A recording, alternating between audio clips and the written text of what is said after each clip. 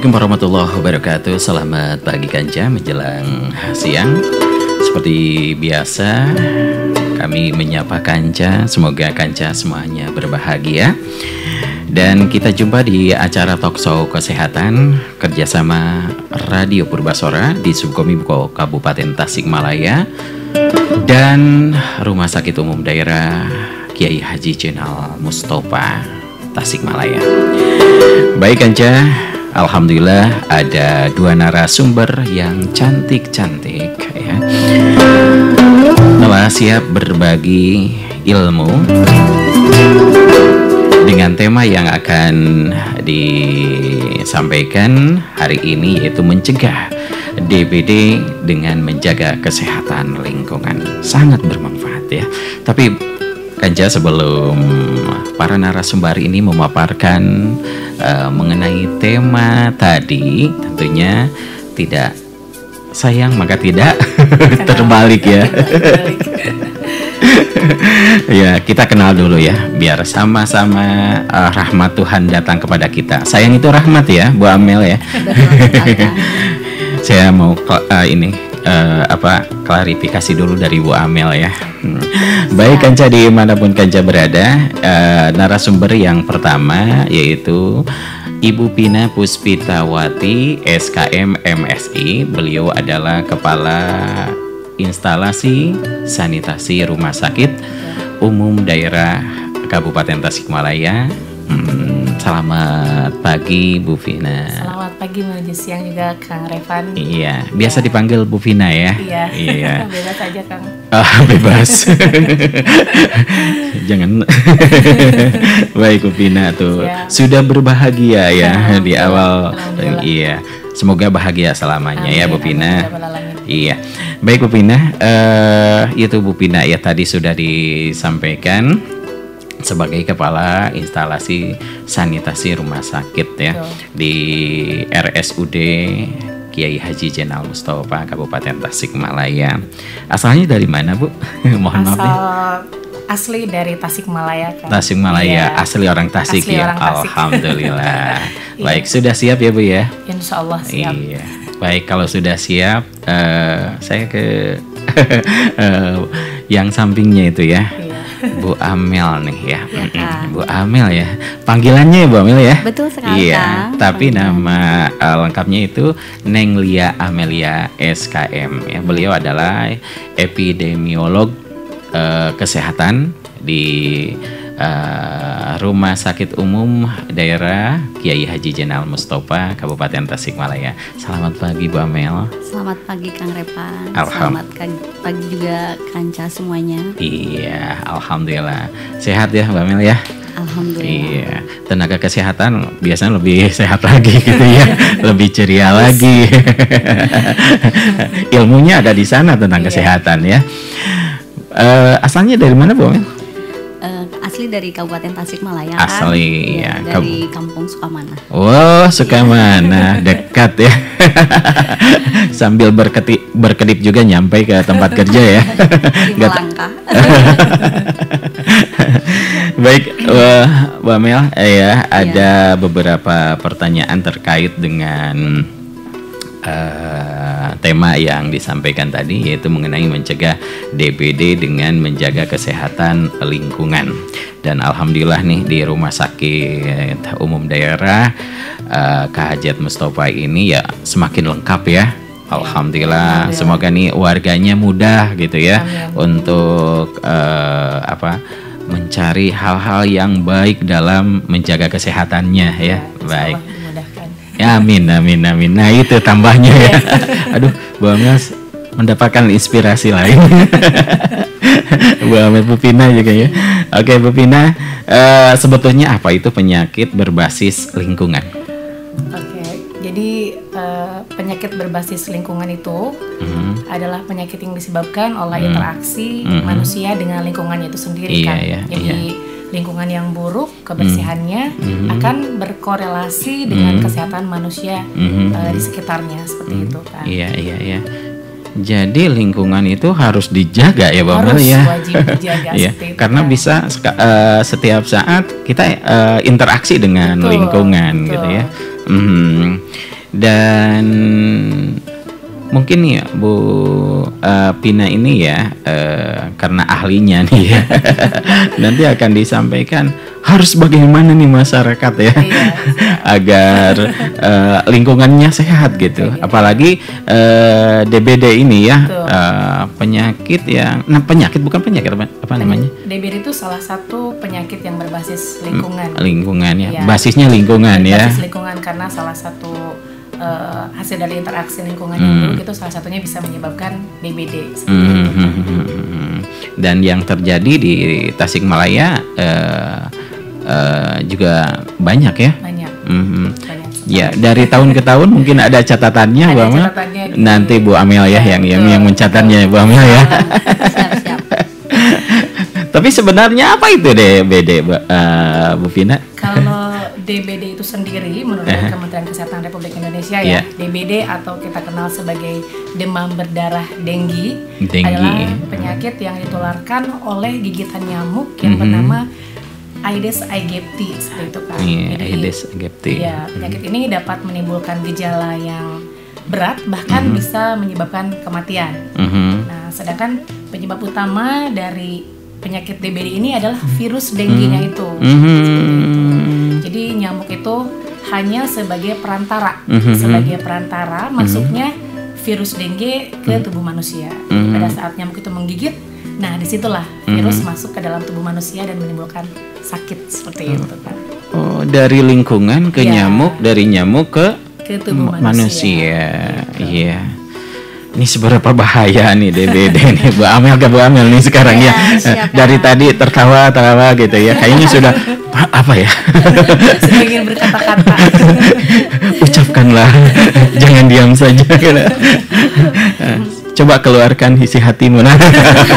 Baik Bu Amel ya, itu cuma candaan aja ya. Baik Bu Amel ya, tadi pertanyaannya ya, seberapa bahaya nih DBD ini, Bu Amel? Ya, sangat berbahaya sekali, Kang. Oh, sangat ya. Ya, demam berdarah denggi atau DBD itu merupakan salah satu penyakit yang berpotensi KLB atau kejadian luar biasa sehingga dapat berbahaya dan mengancam nyawa.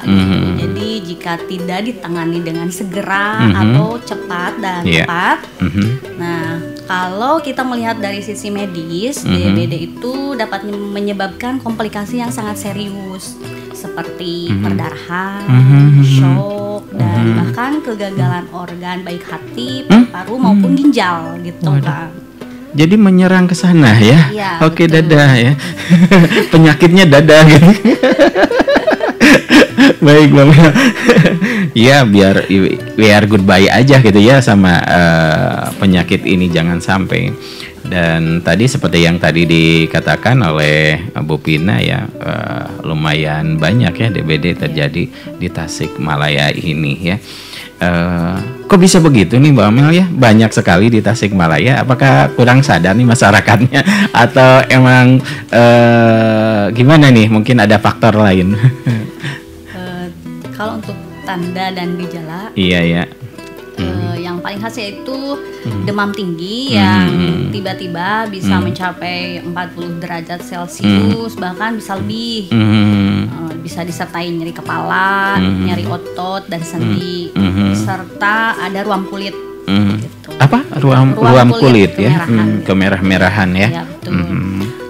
Kayak lembam, kayak lembam. Bintik-bintik merah bintik-bintik. Oh, bintik-bintik ya.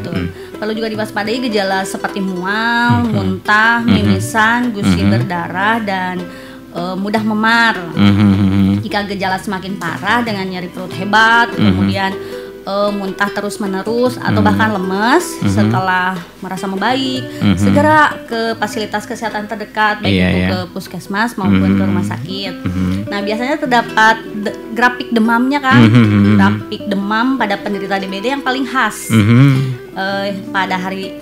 Pada 3 hari pertama demam akan naik hingga 40 derajat Celcius, bahkan bisa lebih gitu. Nah, pada hari keempat sama hari kelima walaupun demam mengalami penurunan yang sangat cepat dan suhu tubuh akan lebih dingin, namun ini merupakan fase kritis yang memerlukan perawatan khusus di rumah sakit ataupun fasilitas kesehatan terdekat. Nah, kemudian walaupun turun itu berarti turun, itu dingin kritis, Kang. Suhunya rendah, sangat penurunannya sangat cepat. Kemudian suhu tubuhnya akan lebih dingin gitu. Kemudian sekitar berapa derajatan ya? 37 derajat. 37 ya, dari 40 ke 37. Dari 40 itu bahkan bisa turun sangat cepat gitu. Nah, untuk hari ke-6 sama ke-7 itu, sampai ke-7 itu merupakan fase penyembuhan seperti itu. Ya. Tapi bisa sembuh sendiri atau emang harus segera dibawa ke ini kesehatan ya? Ya, kalau kondisinya tadi di hari ke-3 sampai hari ke-4 itu harus segera dibawa ke fasilitas kesehatan terdekat, baik ke puskesmas maupun ke rumah sakit. Terus awal-awalnya emang panas atau tadi bintik-bintik ya? Demam tinggi yang tiba-tiba. Oh, demam tinggi yang tiba-tiba. Ketika itu harus ke dokter atau mungkin ada ini ya, ada apa ya, pengobatan pertama ya, pertolongan pertama, misalnya orang tua harus bagaimana gitu ya, ada ya Mbak Amel ya, Bu Pina mungkin nambah gimana Bu Pina? Paling kalau misal demam di hari pertama, bisa pertolongan pertamanya itu dengan memberikan penurun obat panas ya. Nah, jika demamnya berlanjut dan tadi didapatkan gejala-gejala yang menyerupai DBD tadi yang sudah disebutkan sama Pak, nah itu udah mutlak dibawa ke Fasiankes gitu ya, ke puskesmas maupun ke rumah sakit. Perlu tidaknya mendapatkan perawatan lanjutan itu tergantung dari diagnosa, dari advis dokter yang merawatnya seperti itu. Iya, baik, terima kasih. Bagaimana nih data kasus DBD di Rumah Sakit Umum ya K.H. Mustofa ini nih Bu Amel ya tadi sudah siap-siap nih ya. Iya, karena ini menjadi pelajaran ya bagi tenaga kesehatan juga ini langkah yang harus dilakukan ya. Ya, jadi data kasus DBD di RSK K.H. Mustofa itu ada analisis epidemiologi penderita DBD berdasarkan waktu, berdasarkan tempat, berdasarkan orang, ada jenis kelamin maupun tempat. Iya, usia juga. Usia ya, betul, usia. Nah, saat ini kami mencatat penyebaran jumlah penderita DBD di RSK K.H. Mustofa pada bulan Januari sampai dengan bulan Maret sebanyak 95 kasus, Kang. Banyak ya, Kang? Banyak, 95 kasus. Ya, berdasarkan kelompok umur penderita DBD yang paling tinggi dari bulan Januari sampai dengan bulan Maret 2025 yaitu kelompok umur 20 sampai 44 tahun sebanyak 21 kasus. Oh, usia produktif itu ya. Resiko terjangkit DBD dapat lebih tinggi karena beberapa faktor termasuk tingkat mobilitas yang tinggi, kemudian aktivitas di luar rumah, dan seringkali memiliki pekerjaan yang menuntut gitu. Nah, aktivitas di luar rumah dan lingkungan kerja meningkatkan paparan terhadap gigitan nyamuk Aedes aegypti sebagai vektor penular DBD-nya. Kemudian berdasarkan jenis kelamin terbanyak yaitu jenis kelamin perempuan. Perempuan? Iya, betul, sebanyak 54 kasus. 45 kasus berarti lebih dari setengah. Lebih dari setengahnya ya, 60-an lah ya. Betul. 90 tadi kan 95. Iya. Ada kemungkinan faktor biologis atau perbedaan aktivitas antara jenis kelamin yang berperan dalam kerentanan terhadap demam berdarah. Yang terakhir berdasarkan tempat. Nah, yang tertinggi dari Kecamatan Singaparna sebanyak 13 kasus. Singaparna? Ya, betul. Ya, hal ini terjadi karena letak RSUD K.H. Mustofa berada di Kecamatan Singaparna. Jadi kunjungan pasien ke RSHJ itu lebih banyak dari Kecamatan Singaparna gitu. Iya. Bukan berdasarkan skala seluruh kabupaten. Mungkin ada catatan di Dinas Kesehatan. Iya. Baik, ini hanya di rumah sakit gitu ya. Baik, berikutnya nih ya. Kita beralih nih ke Ibu Pina ya, yang sudah senyum-senyum siap ya. Bahagia selalu kan. Iya, happy always ya. Always. Berdasarkan fakta ilmiah ya, penyakit DBD biasanya mengalami peningkatan ketika kondisi, musim dan lingkungan yang seperti apa nih Vina? Ya. Jadi untuk peningkatan DBD itu sendiri kemudian di musim pancaroba ya.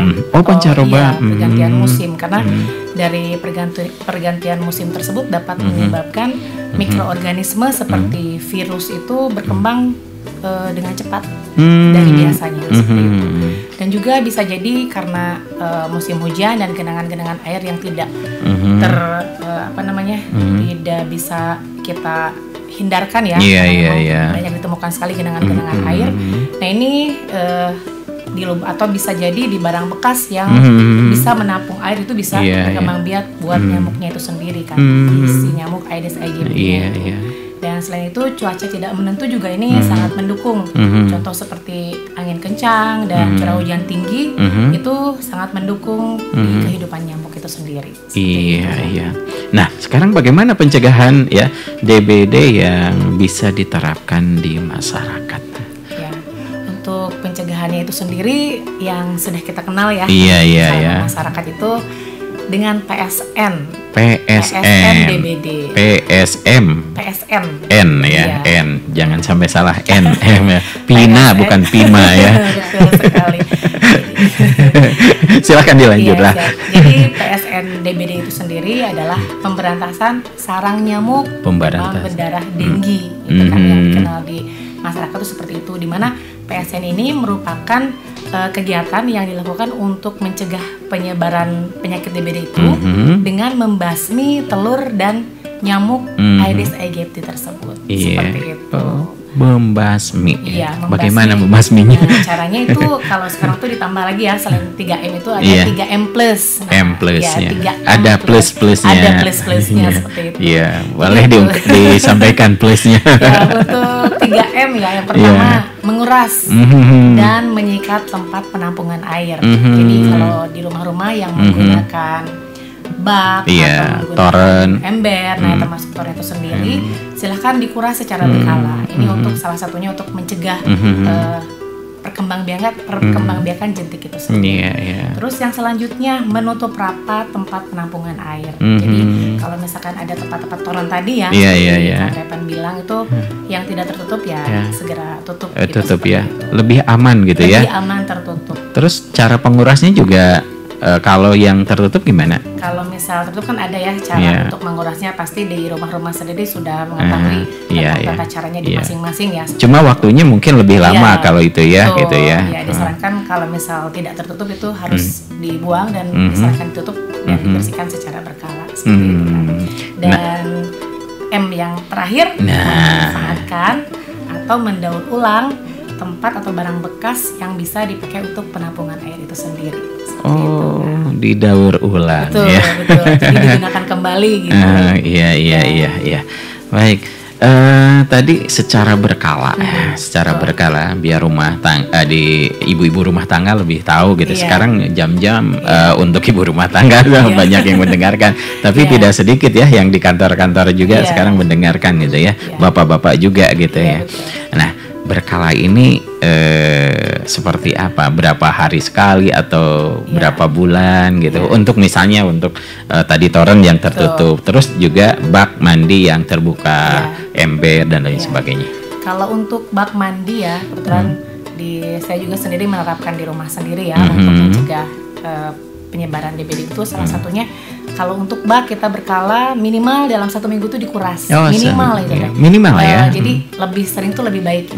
Bahkan bisa 3 hari langsung dikuras saja, karena kita tidak tahu ya ada jentik atau tidaknya di bak atau penampungan kita tersebut itu. Apalagi kalau menggunakan dia bak yang statis atau bak yang tidak bisa ini seperti ember kan, banyak penampungan yang menggunakan ember gitu. Jadi disarankan secara berkala gitu. Nah kalau untuk toren ya tertutupnya ya itu tidak terlalu sering juga tidak apa-apa, tapi dalam minimal 3 bulan sih dilakukan pengurasan seperti itu. Oh gitu, 3 bulan ya. 3 bulan atau 1 bulan bahkan karena toren biasanya lebih susah ya, ada yang di luar atau ada yang di dalam rumah juga gitu. Jadi kalau dalam rumah lumayan agak ringan ya. Tapi kan ada di luar pakai tower juga pakai dudukan juga ya seperti itu. betul. Jadi kayak tower gitu, tower, tinggi. Betul, ya. Tower gitu ya. Bukan pemancar. Iya betul, bukan pemancar. Seperti itu kan. Iya. Jadi 3 bulan sekali ya disarankan. Itu ya paling sedikit itu kan. Kalau ya lebih cepat lebih sering tuh lebih bagus. Iya. Apakah ketika mengurasnya pakai obat atau apa? Kalau untuk menguras sih dikuras seperti itu saja ya. Kalau misalkan diperlukan ternyata sedang ada kejadian nih atau kasusnya naik lah. Nah kalau misalkan di penampungan bisa tadi karena kita ada 3M plus ya. Untuk plusnya itu salah satunya tadi untuk menguras, setelah dikuras bisa menaburkan bubuk larvasida di tempat penampungan air. Oh gitu ya. Bubuk apa? Bubuk larvasida. Jadi untuk terdapat di mana tuh? Bebas ya ada. Kadang juga ada program yang dari Pasienkes juga ada yang program-program yang langsung mengunjungi rumah-rumah masing-masing itu terutama pada saat ada kejadian DBD seperti itu. Iya. Nah selain itu kita juga bisa ini Kang memelihara ikan pemakan jentik seperti itu dan memasang kawat kasa dan mengatur ventilasi dan dalam rumah juga. Iya, aduh sangat menarik nih dan bermanfaat ya. Terutama amin. Masih banyak pertanyaan yang akan kami sampaikan, namun kita tenangkan dulu lah ya, relax dulu ya, bernapas dulu. Kita nikmati ada lagu yang telah kami siapkan. Baik Kanca, tetaplah bersama Radio Perbasora 105,7 Pas FM Pas informasinya. Baik Kanca, masih di acara Talkshow Kesehatan bersama narasumber dari Rumah Sakit Umum Daerah Kiai Haji Zainal Mustafa Kabupaten Tasikmalaya ya. 2 narasumber telah memaparkan sebagian tadi ya mengenai tema yang kami sebutkan sebelumnya, itu mencegah DBD dengan menjaga kesehatan lingkungan. Ini nih ke Ibu Amel ya Bu Mel.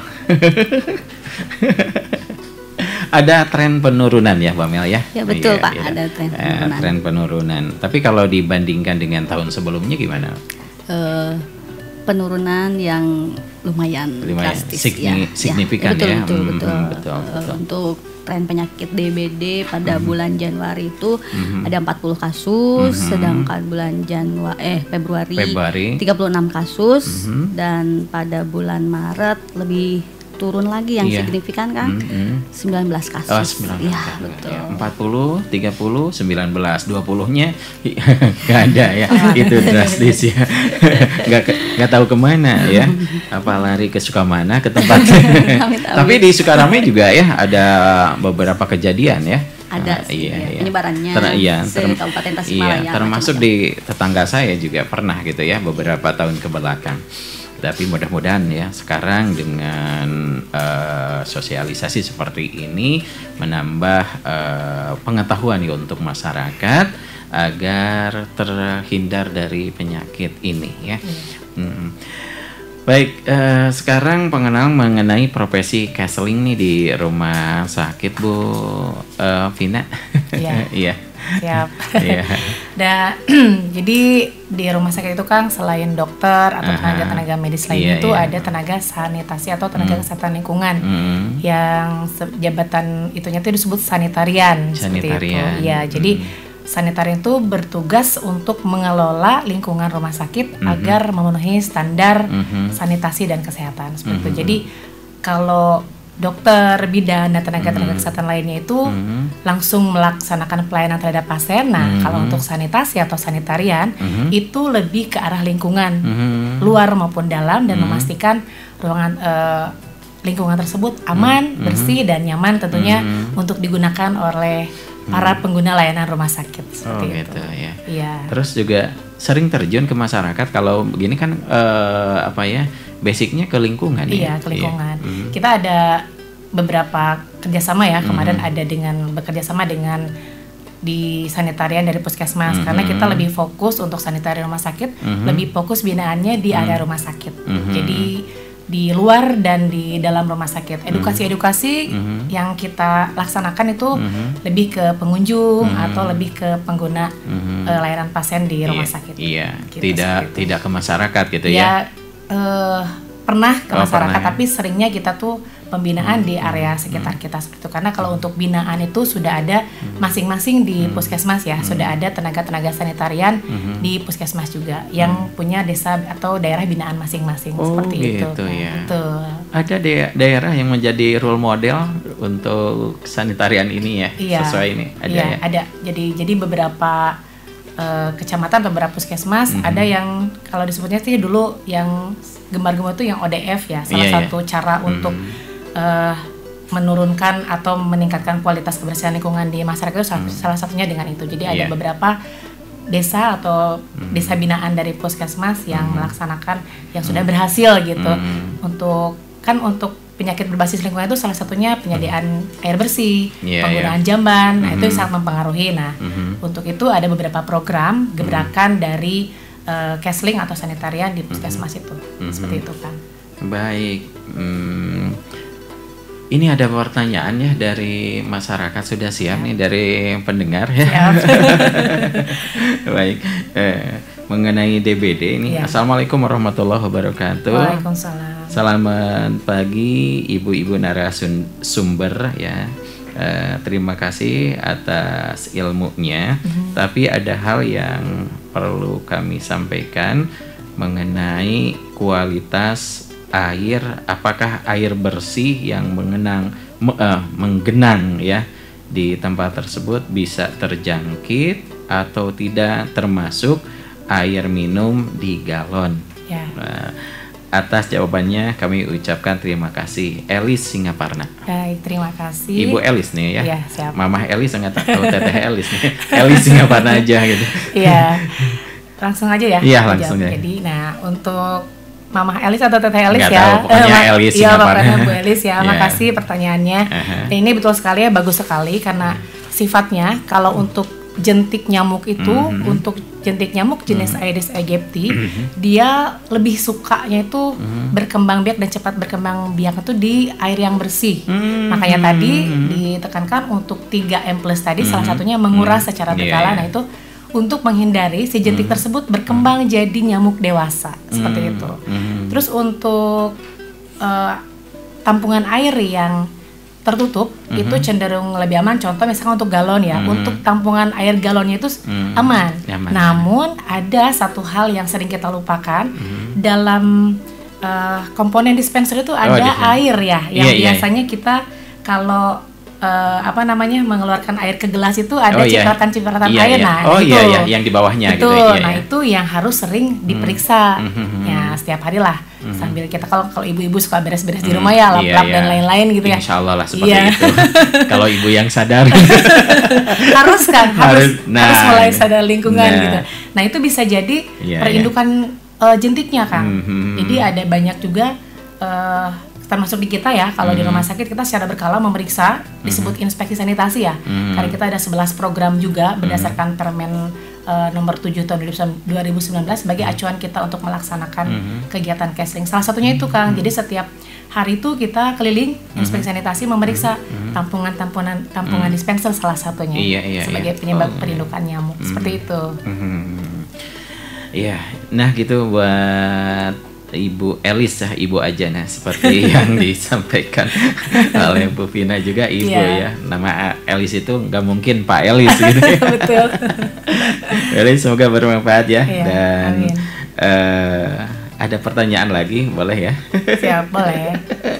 Bebas Kang. Bebas ya.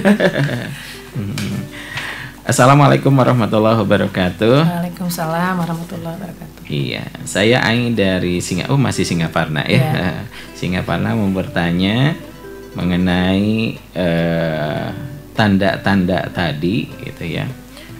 Awal sekali tandanya panas katanya ya. Nah, apa yang harus dilakukan saya sebagai ibu terhadap anak yang tiba-tiba anaknya panas? Terima kasih. Apakah itu bisa disebut DBD atau yang lainnya? Terima kasih atas jawabannya. Gimana? Silakan ya. Ya, langsung sama saya aja. Boleh sama siapa aja boleh. Baik. Tadi sudah dibahas di awal ya Kang ya. Jadi kalau misalkan ada gejala awal tuh demam, kita tidak bisa langsung mengklasifikasikan atau mendiagnosakan itu sebagai penyakit DBD. Tidak seperti itu karena diagnosa itu dikeluarkan oleh dokter ya. Nah, bagaimana langkah awal yang dilakukan sebagai ibu untuk menangani anaknya? Yang pertama, kalau demam, berarti langkah pertama adalah memberikan penurun demam, obat penurun demam ya. Nah, kita observasi demamnya apakah turun atau tidak. Kalau misalkan dalam demam berlanjut 1 sampai 2 sampai 3 hari, langsung silahkan memeriksakan ke Fasiankes seperti itu. Apalagi kalau sudah timbul tanda-tanda gejala yang mendukung ke arah DBD, silahkan langsung jangan menunggu lagi, langsung saja berkonsultasi dan datang ke Fasiankes gitu. Baik ke puskesmas maupun ke RSUD K.H. Mustofa. Seperti itu kan. Baik, terima kasih ya. Buat penanya juga kami ucapkan terima kasih atas perhatiannya. Dan kita ke ini nih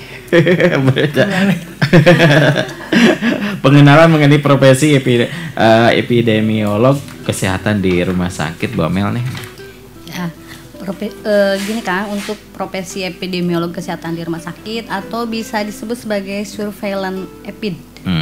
Ya, memiliki peran utama yaitu menganalisis pola penyakit, juga faktor risiko di lingkungan rumah sakit. Nah, tujuannya adalah mencegah penyebaran infeksi, meningkatkan kualitas pelayanan kesehatan, dan melindungi pasien serta staf rumah sakit dari ancaman penyakit menular maupun tidak menular.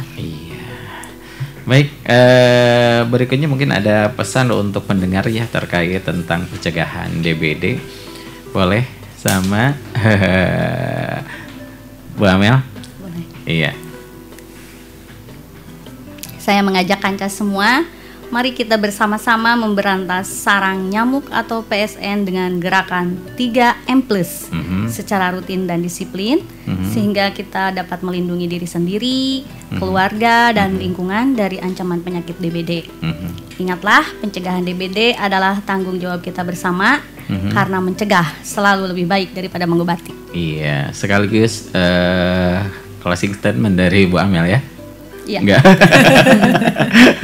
Baik, sebelum ditutup closing statement berikutnya dari Bu Vina ya. Silakan Bu Vina. Siap. Untuk Kanca Purbasora, jangan lupa untuk selalu memastikan kebersihan lingkungan sekitar ya. Kapanpun, dimanapun, terapkan perilaku yang baik untuk menjaga lingkungan agar tetap bersih. Tetap menjaga imun tubuh dengan makan makanan yang bergizi dan tidur yang cukup serta berolahraga secara teratur. Seperti itu. Oke, ya. Terima kasih Bu Amel dan juga Bu Vina ya yang telah berbagi. Semoga masyarakat Kabupaten Tasikmalaya sekarang 0 ya untuk penyakit DBD ini ya. Karena tadi menurun terus ya, apalagi di bulan Maret ini ya drastis ya, dari 36 ke 19 ya. Wah, cukup drastis. Tapi tadi dari 40 ke 36 ya. Wah, masih lumayan ya. Tapi mudah-mudahan ya di bulan April, Mei ini bisa jadi zero ya. Amin. Baik Kanca, dimanapun Kanca berada, terutama yang sudah bertanya, kami ucapkan terima kasih. Dan saya pun Revan Itap Sherman yang bertugas menghaturkan terima kasih. Dan terima kasih kepada ibu narasumber ini ya. Sama-sama. Ya, diantaranya Ibu Vina Puspitawati, SKM MSI ya. Beliau adalah apa tadi? Sanitarian. Terima kasih ya. Sama-sama. Sanitarian. Tapi yang jelas beliau adalah kepala instalasi sanitasi rumah sakit umum daerah K.H. Mustofa. Tapi tadi kan ada sanitarian ya di berikutnya gitu ya. Tapi yang ini gitu ya.